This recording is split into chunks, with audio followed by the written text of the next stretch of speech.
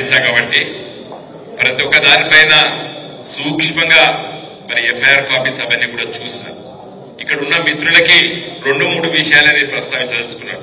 ఎవరికైనా అనుమానం ఉండొచ్చు, మన రామ్మోహన్ రెడ్డి ఎవరు దొబ్బేడా, లేకపోతే మన చక్రపాణి తమ్ముడు ఏసీడా, లేకపోతే మన అగ్గిరామ ఎవరు తప్పు చేసిండా అనేటువంటి అభిప్రాయాలు మీకున్నాయని అనుకోవడం లేదు.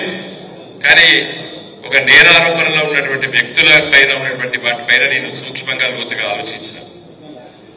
వాళ్ళు బయట పత్రికల్లో ఈ రోజు నాకు చాలా బాధేసింది. ఉదయం పూటే నేను రవీంద్రరావు గారికి 6:30కే ఫోన్ చేస్తాను. ఉదయం పూట నేను 4-5 గంటలకి అన్ని నెట్ లో పేపర్ చదువుతా. ఈనాడులో తాటంత అక్షరాలతో రాసింది, వెలుగు పేపర్లో తాటంత అక్షరాలతో రాసిండు. సిరిసిల్ల లోపల మరి భూములు అన్యాక్రాంతమైన ప్రభుత్వ భూములు తీసుకున్నారు, చాలా మార్పులు జరిగినాయి అని చెప్పారు.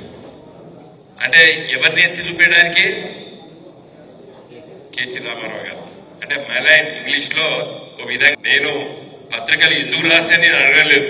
పత్రికలకి ఎవరో చెప్తారు కదా రాసేది, అధికార పక్షమో లేదా అధికార యంత్రాంగమో చెప్తారు కదా వాళ్ళు రాసేది, పత్రికా మిత్రులు. దాని లోతుకెళ్తే అది మన ప్రభుత్వం గులాబీ జెండా ఉన్నప్పుడే తప్పులు జరిగినట్టు చిత్రీకరించారు. ఈయన కొనుక్కున్న భూమి అది 2007లో ఆనాడు ఎవరున్నారు అధికారంలో? కాంగ్రెస్ పార్టీ ఉన్నది అధికారంలో. వాళ్ళు నో ఆబ్జెక్షన్ సర్టిఫికేట్ ఇచ్చారు. అప్పుడు సిరిసిల్ల జిల్లా లేదు. నేను ఎందుకు నిలబడ్డా? నిందితులాగా నిలబడతావు, కోర్టులో నిలబడ్డాడు. నువ్వెందుకు నిలబడాలి రాము? 2007 ఎవరున్నప్పుడు అధికారంలో? ఎన్ఓసి నో ఆబ్జెక్షన్ సర్టిఫికేట్ ఇచ్చింది ఎవరు? కాంగ్రెస్ అధికారం ఇచ్చింది. ఎవరికి ఇచ్చింది? ఒక జంగ్ సిపాయి తన భూమిని అమ్ముకుంటాడానికి పర్మిషన్ ఇచ్చింది. ఆయన అమ్ముకున్నాడు, ఇంకొకరు కొన్నారు, ఇంకొకరు కొన్నారు, ఇంకొకరు కొన్నారు, ఆయనకి చివరికి ఈయన కొన్నాడు. తప్పేందండి? ఒకటి.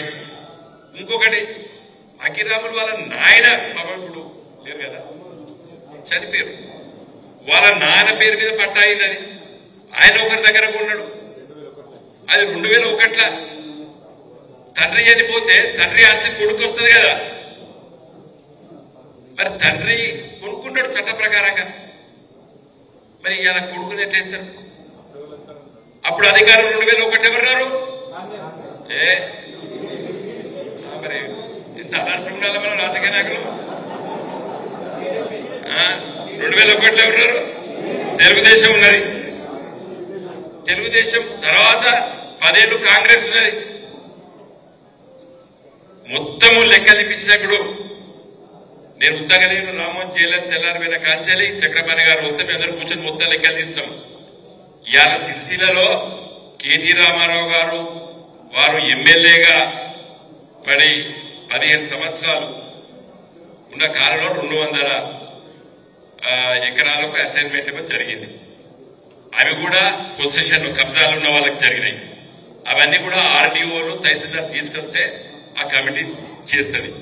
దాదాపు 2000 ఎకరాలు జరిగినట్టు పేపర్లో రాశారు. ఎవరి కాలంలో జరిగినవి? కాంగ్రెస్ పార్టీ తెలుగుదేశం పార్టీ కాలంలో జరిగినాయి.